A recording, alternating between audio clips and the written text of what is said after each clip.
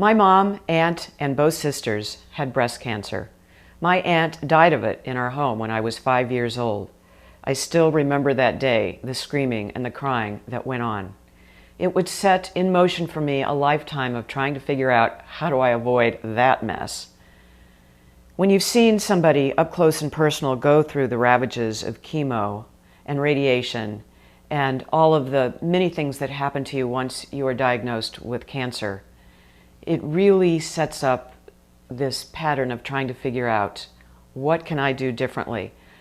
In some respects, I was lucky to be the youngest in my family because I had the opportunity to see what worked and what didn't work. And as an investigative reporter in television, I was always trying to figure out, how do I avoid this? What does the research say? So I read every book I could. I ran to the health food store when I almost died of a colon blockage at the age of 28 and read all 5 books on fiber because that's all there was at the time. I began at that point a macrobiotic diet because it was the same year my sister had been diagnosed with cancer. I remember showing up at her doorstep after reading the book Recalled by Life. I delivered that book to her, which was written by a doctor who had reversed his own cancer through diet. And I also delivered bags of beans, greens, and grains. And my sister said to me, "How dare you undermine my decision and the way I've decided to deal with my cancer?" It taught me a lot as I would go forward and begin teaching cancer prevention classes for the national nonprofit, the Cancer Project. I would see people in my class reverse diseases all the time. And indeed, there was one woman, Corky Carlson, who lost 120 pounds in 8 months, never counting a calorie and loving the food. She had also been diagnosed with one of the more fatal forms of cancer, multiple myeloma. Doctors didn't give her long to live, but 8 years later, she is alive and well and doing great and still loving the food. I have been focused on how to try and avoid cancer because that has been my perspective. The one sister I had who hadn't had breast cancer yet, who did have heart disease and diabetes big time since her 20s, was diagnosed with a herniated disc, so she went in for routine surgery. Don't you love that word? She flatlines on the table, getting MRSA entering in through the IV, and she is now a quadriplegic in a nursing home for the rest of her life. Do you see how all of these diseases are connected? It's not just one disease by itself.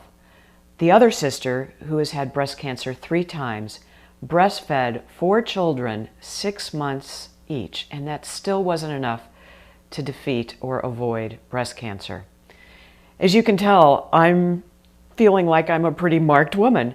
I became a Leche League leader. That is a breastfeeding information and support organization. I did that for 6 years while I was a stay-at-home mom with my 3 daughters. And you know, now we know that breastfeeding is actually preventative not only in the mother when you breastfeed, but it also is preventative in female offspring. So that's something that's was even more amazing to me, that so much of what we can do in our lifestyle affects the outcome. But as I said, in my family it wasn't enough. So that's another reason that I decided to stay on a plant-based, well-balanced vegan diet for the rest of my life. It seems to be, for me, running, as you can see from some of the awards that I've won, 51 to be exact, in 5K races for my age group where I've placed. So this combination of running and a vegan diet have, I believe, at least for me, prevented breast cancer. Now, I don't know if I have the gene or not. I wouldn't do anything differently if I did. So I think it's important, though, to get as much information as you can.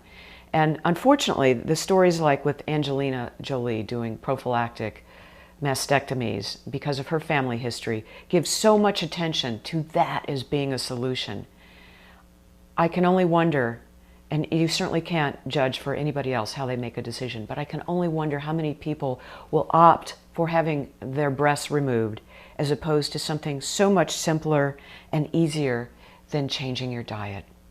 Unfortunately, most doctors don't get a single nutrition class in medical school. So how many doctors are out there saying, why don't you try doing a plant-based diet instead of having your breasts removed? You know, I avoided a hysterectomy by switching to a plant-based diet. You know, my path over the past 32 years has not been straight and narrow. I worked in financial services where I had no control over my diet and got away from eating a plant-based diet, and then found myself a second time in the emergency room following that colon blockage, facing a hysterectomy. I had hemorrhaging fibroid tumors, and the decision in the emergency room at that time was do a hysterectomy right now. But my regular obstetrician got on the phone and said, "Ellen, go back to that plant-based diet and call me in the morning." 3 weeks later, all signs of menopause were gone, even hot flashes. My husband, who was also an investigative reporter, was quite skeptical until he realized, because he would have his arm around me, that my hot flashes were gone. Gone. I didn't need the hysterectomy. How many women could avoid these drastic procedures if they had a doctor who said, "Go on a plant-based diet and call me in the morning"? Now, there are doctors out there who will tell you this. Look for them. Get a second opinion. And even though I don't want to suggest that I am giving you medical advice by any stretch of the imagination, look at my story. And if there are any doctors or researchers out there who want to study me, please find me at vegcoach.com, and I am willing to participate in whatever study you have to offer. Unfortunately, the only study I do qualify and participate in is the sister study. It's the only study I'm aware of where you don't have to already have breast cancer and you don't have to be willing to take a drug, which I am not. So I hope this information has been helpful to you. I say this with all due respect and compassion to any woman who's made the decision to have prophylactic mastectomies. But I say to others who are considering it, look at all your choices, look at all your options, look at me. A plant-based diet, exercise, can be magical.